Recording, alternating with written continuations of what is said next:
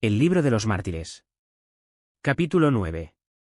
Historia de la vida y persecuciones de Martín Lutero. Este ilustre alemán, teólogo y reformador de la Iglesia, fue hijo de Juan Lutero y de Margarita Sigler, y nació en Eisleben, una ciudad de Sajonia, en el condado de Mansfield, el 10 de noviembre de 1483. La posición y condición de su padre eran originalmente humildes, y su oficio el de minero, pero es probable que por su esfuerzo y trabajo mejorara la fortuna de su familia, por cuanto posteriormente llegó a ser un magistrado de rango y dignidad. Lutero fue pronto iniciado en las letras, y a los 13 años de edad fue enviado a una escuela en Magdeburgo, y de allí a Eisenach, en Turingia, donde quedó por 4 años, exhibiendo las primeras indicaciones de su futura eminencia. En 1501 fue enviado a la Universidad de Erfurt, donde pasó por los acostumbrados cursos de lógica y filosofía. A los 20 años de edad recibió el título de licenciado, y luego pasó a enseñar la física de Aristóteles, ética, y otros departamentos de filosofía. Después, por indicación de sus padres, se dedicó a la ley civil, con vistas a dedicarse a la abogacía, pero fue apartado de esta actividad por el siguiente incidente. Andando un día por los campos, fue tocado por un rayo, siendo precipitado al suelo, mientras que un compañero fue muerto justo a su lado. Esto lo afectó de tal manera que, sin comunicar su propósito a ninguno de sus amigos, se retiró del mundo, y se acogió al orden de los eremitas de San Agustín.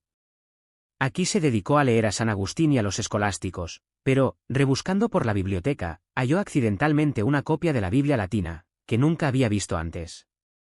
Esta atrajo poderosamente su curiosidad, la leyó ansiosamente, y se sintió atónito al ver que poca porción de las escrituras era enseñada al pueblo.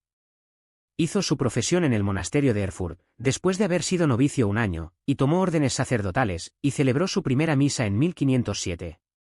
1 año después fue trasladado del monasterio de Erfurt a la Universidad de Wittenberg, porque habiéndose acabado de fundar la universidad, se pensaba que nada sería mejor para darle reputación y fama inmediatas que la autoridad y la presencia de un hombre tan célebre por su gran temple y erudición, como Lutero.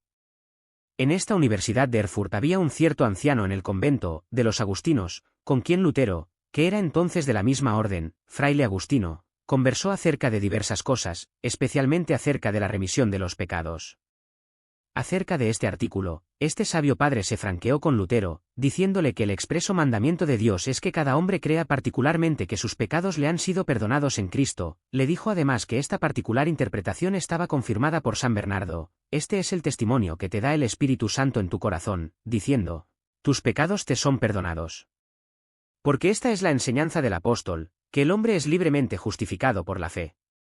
Estas palabras no solo sirvieron para fortalecer a Lutero, sino también para enseñarle el pleno sentido de San Pablo, que insiste tantas veces en esta frase: somos justificados por la fe. Y habiendo leído las exposiciones de muchos acerca de este pasaje, luego percibió, tanto por el discurso del anciano como por el consuelo que recibió en su espíritu, la vanidad de las interpretaciones que antes había creído de los escolásticos. Y así, poco a poco, leyendo y comparando los dichos y ejemplos de los profetas y de los apóstoles, con una continua invocación a Dios, y la excitación de la fe por el poder de la oración, percibió esta doctrina con la mayor evidencia. Así prosiguió su estudio en Erfurt por espacio de 4 años en el convento de los agustinos. En 1512, al tener una pendencia a 7 conventos de su orden con su vicario general, Lutero fue escogido para ir a Roma para mantener su causa. En Roma vio al Papa y su corte, y tuvo también la oportunidad de observar las maneras del clero, cuya manera apresurada, superficial e impía de celebrar la misa ha observado con severidad.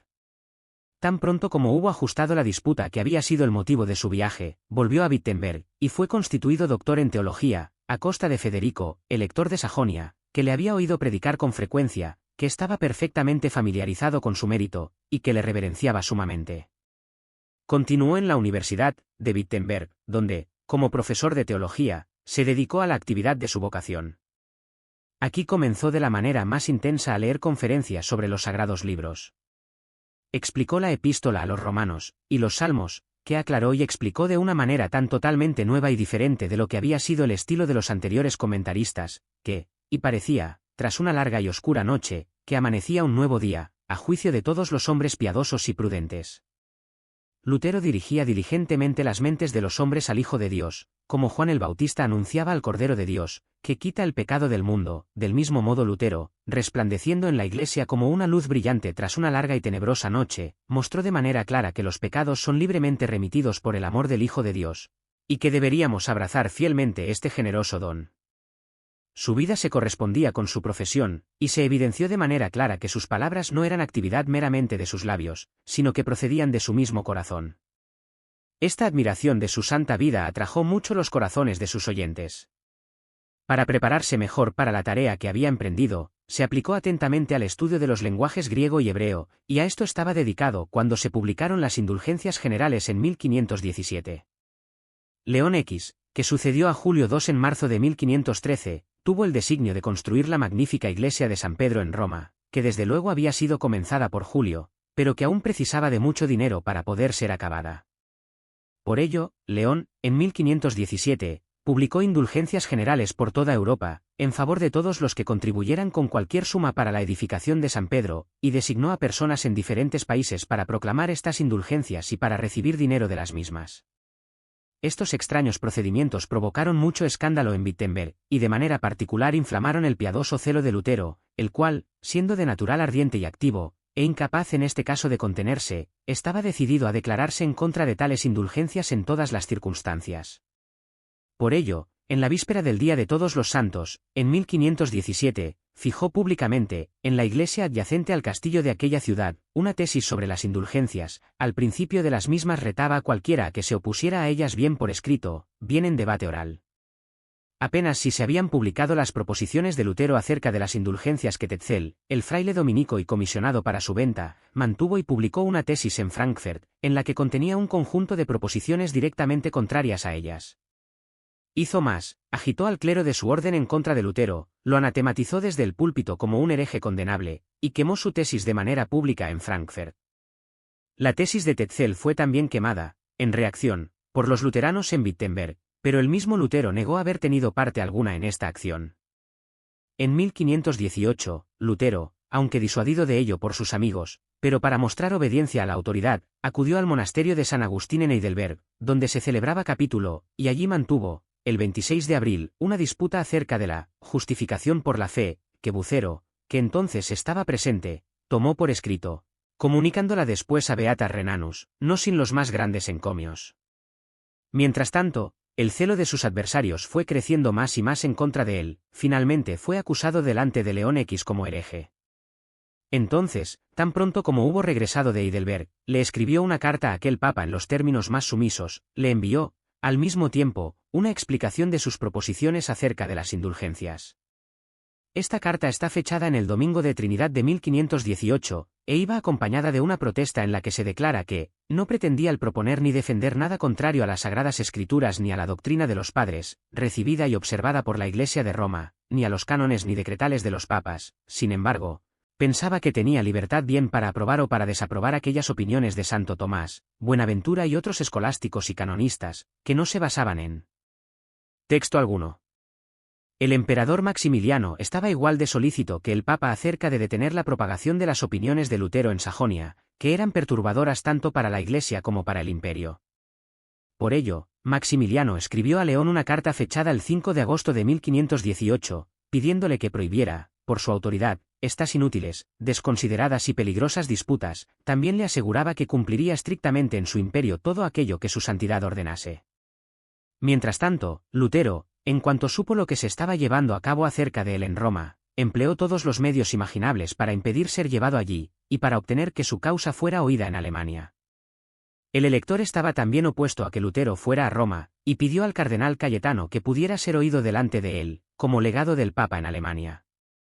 Con esto, el Papa consintió en que su causa fuera juzgada delante del cardenal Cayetano, a quien había dado poderes para decidirla. Por ello, Lutero se dirigió de inmediato a Augsburgo, llevando consigo cartas del elector. Llegó allá en octubre de 1518, y, habiéndosele dado seguridades, fue admitido en presencia del cardenal.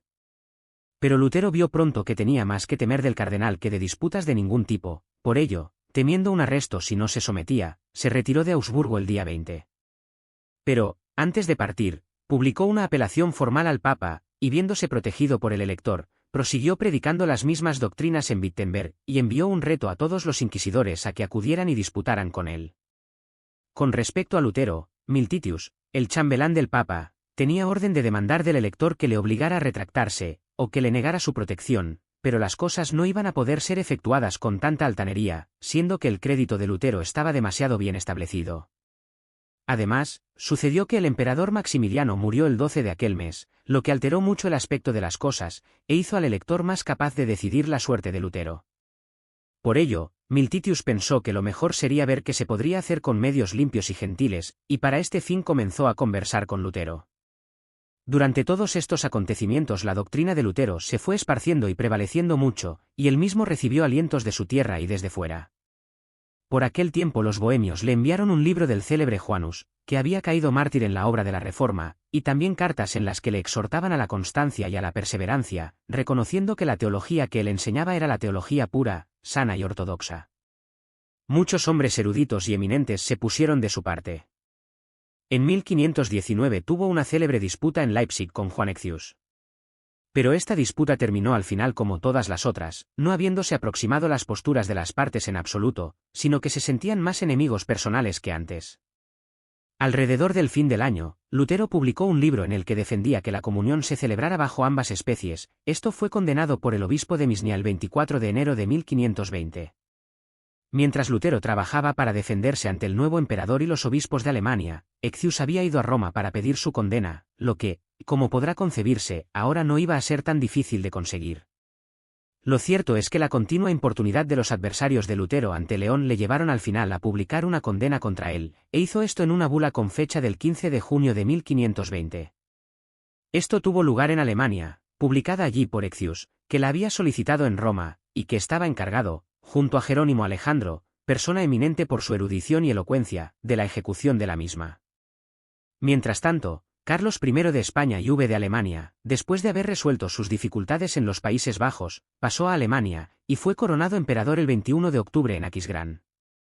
Martín Lutero, después de haber sido acusado por primera vez en Roma en Jueves Santo por la censura papal, se dirigió poco después de la Pascua hacia Worms, donde el mencionado Lutero, compareciendo ante el emperador y todos los estados de Alemania, se mantuvo constante en la verdad, se defendió a sí mismo, y dio respuesta a sus adversarios. Lutero quedó alojado, bien agasajado y visitado por muchos condes, varones, caballeros del orden, gentiles hombres, sacerdotes y de los comunes, que frecuentaban su alojamiento hasta la noche. Vino, en contra de las expectativas de muchos, tanto adversarios como amigos. Sus amigos deliberaron juntos, y muchos trataron de persuadirle para que no se aventurara a tal peligro, considerando que tantas veces no se había respetado la promesa hecha de seguridad. Él, tras haber escuchado todas sus persuasiones y consejos, respondió de esta manera: por lo que a mí respecta, ya que me han llamado, estoy resuelto y ciertamente decidido a acudir a Worms, en nombre de nuestro Señor Jesucristo, sí, aunque supiera que hay tantos demonios para resistirme allí como tejas para cubrir las casas de Worms.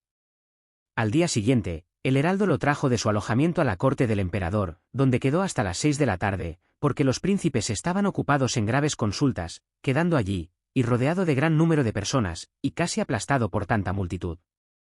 Luego, cuando los príncipes se hubieron sentado, entró Lutero, y Eccius, el oficial, habló de esta guisa. Responde ahora a la demanda del emperador. ¿Mantendrás tú todos los libros que has reconocido tuyos, o revocarás algunas partes de los mismos y te someterás? Martín Lutero respondió modesta y humildemente, pero no sin una cierta firmeza y constancia cristiana. Considerando que vuestra soberana majestad y vuestros honores demandan una respuesta llana, esto digo y profeso tan resueltamente como puedo, sin dudas ni sofisticaciones, que si no se me convence por el testimonio de las Escrituras, porque no creo ni al Papa ni a sus concilios generales, que han errado muchas veces, y que han sido contradictorios entre sí, mi conciencia está tan ligada y cautivada por estas Escrituras y la palabra de Dios, que no me retracto ni me puedo retractar de nada en absoluto, considerando que no es ni piadoso ni legítimo hacer nada en contra de mi conciencia. Aquí estoy y en esto descanso, nada más tengo que decir. Que Dios tenga misericordia de mí. Los príncipes consultaron entre sí acerca de esta respuesta dada por Lutero, y tras haber interrogado diligentemente al mismo, el prolocutor comenzó a interpelarle así: la majestad imperial demanda de ti una simple respuesta, sea negativa, sea afirmativa, si pretendes defender todos tus libros como cristianos, o no. Entonces Lutero, dirigiéndose al emperador y a los nobles, les rogó que no le forzaran a ceder contra su conciencia, confirmada por las Sagradas Escrituras, sin argumentos manifiestos que alegaran sus adversarios. Estoy atado por las Escrituras. Antes que se disolviera la dieta de Worms, Carlos V hizo redactar un edicto, fechado el 8 de mayo, decretando que Martín Lutero fuera, en conformidad a la sentencia del Papa, considerado desde entonces miembro separado de la Iglesia, cismático, y hereje obstinado y notorio. Mientras que la bula de León X, ejecutada por Carlos V, tronaba por todo el imperio, Lutero fue encerrado a salvo en el castillo de Wittenberg, pero cansado al final de su retiro, volvió a aparecer en público en Wittenberg el 6 de marzo de 1522, después de una ausencia de unos 10 meses. Lutero hizo ahora abiertamente la guerra al Papa y a los obispos, y a fin de lograr que el pueblo menospreciara la autoridad de los mismos tanto como fuera posible, escribió un libro contra la bula del Papa, y otro contra el orden falsamente llamado, el orden episcopal. Publicó asimismo una traducción del Nuevo Testamento en lengua alemana, que fue posteriormente corregida por él mismo y Melanchthon. Ahora reinaba la confusión en Alemania, y no menos en Italia, porque surgió una contienda entre el Papa y el emperador, durante la que Roma fue tomada 2 veces, y el Papa hecho preso. Mientras los príncipes estaban así ocupados en sus pendencias mutuas, Lutero continuó llevando a cabo la obra de la Reforma, oponiéndose también a los papistas y combatiendo a los anabaptistas y otras sectas fanáticas que, aprovechando su enfrentamiento con la Iglesia de Roma, habían surgido y se habían establecido en diversos lugares. En 1527, Lutero sufrió un ataque de coagulación de sangre alrededor del corazón, que casi puso fin a su vida. Pareciendo que las perturbaciones en Alemania no tenían fin, el emperador se vio obligado a convocar una dieta en Espira, en el 1529, para pedir la ayuda de los príncipes del imperio contra los turcos. 14 ciudades, Estrasburgo, Nuremberg, Ulm, Constanza, Rettlingen, Winsheim, Merumingen, Lindau, Kempten, Heilbronn, Isny, Weissenburg, Norlingen, St. Gall, se unieron contra el decreto de la dieta, emitiendo una protesta que fue escrita y publicada en abril de 1529. Esta fue la célebre protesta que dio el nombre de protestantes a los reformadores en Alemania. Después de esto, los príncipes protestantes emprendieron la formación de una alianza firme, e instruyeron al elector de Sajonia y a sus aliados que aprobaran lo que la dieta había hecho, pero los diputados redactaron una apelación, y los protestantes presentaron luego una apología por su confesión, la famosa confesión que había sido redactada por el moderado Melanchthon, como también la apología. Todo esto fue firmado por varios de los príncipes, y a Lutero ya no le quedó nada más por hacer sino sentarse y contemplar la magna obra que había llevado a cabo, porque que un solo monje pudiera darle a la Iglesia de Roma un golpe tan rudo que se necesitara solo de otro parecido para derribarla del todo, bien puede considerarse una magna obra. En 1533 Lutero escribió una epístola consoladora a los ciudadanos de Oschatz, que habían sufrido algunas penalidades por haberse adherido a la Confesión de Fe de Augsburgo, y en 1534 se imprimió la Biblia que él había traducido al alemán, como lo muestra el antiguo privilegio fechado en Bibliópolis, de mano del mismo lector, y fue publicada al año siguiente. También aquel año publicó un libro, contra las misas y la consagración de los sacerdotes. En febrero de 1537 se celebró una asamblea en Esmalcalda acerca de cuestiones religiosas, a la que fueron llamados Lutero y Melanchthon. En esta reunión Lutero cayó tan enfermo que no había esperanzas de su recuperación. Mientras le llevaban de vuelta escribió su testamento, en el que legaba su desdén del papado a sus amigos y hermanos. Y así estuvo activo hasta su muerte, que tuvo lugar en 1546. Aquel año, acompañado por Melanchthon, había visitado su propio país, que no había visto por muchos años, y había vuelto sano y salvo. Pero poco después fue llamado otra vez por los condes de Mansfeld, para que arbitrara unas diferencias que habían surgido acerca de sus límites, y al llegar fue recibido por 100 o más jinetes, y conducido de manera muy honrosa. Pero en aquel tiempo enfermó tan violentamente que se temió que pudiera morir. Dijo entonces que estos ataques de enfermedad siempre le sobrevenían cuando tenía cualquier gran obra que emprender. Pero en esta ocasión no se recuperó, sino que murió, el 18 de febrero, a la edad de 63 años. Poco antes de expirar, amonestó a aquellos que estaban a su alrededor que oraran por la propagación del Evangelio, porque el Concilio de Trento, les dijo, que ha tenido 1 o 2 sesiones, y el Papa, inventarán extrañas cosas contra él. Sintiendo que se aproximaba el fatal desenlace, antes de las 9 de la mañana se encomendó a Dios con esta devota oración: Mi Padre Celestial, Dios eterno y misericordioso. Tú me has manifestado tu amado Hijo, nuestro Señor Jesucristo. Le he enseñado, le he conocido, le amo como mi vida, mi salud y mi redención, a quien los malvados han perseguido, calumniado y afligido con vituperios. Lleva mi alma a ti. Después de esto dijo lo que sigue, repitiéndolo 3 veces: En tus manos encomiendo mi espíritu, tú me has redimido, oh Dios de verdad, Porque de tal manera amó Dios al mundo, que dio a su Hijo unigénito, para que todo aquel que en él cree no se pierda, mas tenga vida eterna. Juan 3:16. Habiendo repetido sus oraciones varias veces, fue llamado a Dios. Así, orando, su limpia alma fue separada pacíficamente del cuerpo terrenal. Fin capítulo 9.